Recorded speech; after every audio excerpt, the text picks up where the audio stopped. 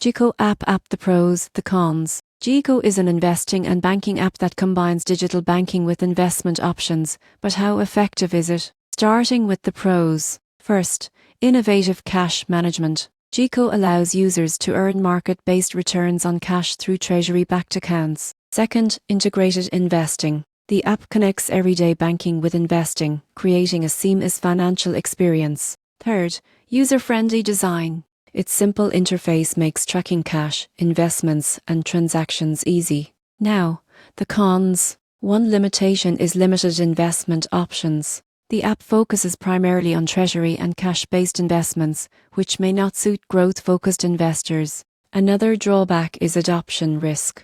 Being a newer platform, some users may worry about reliability and long-term support.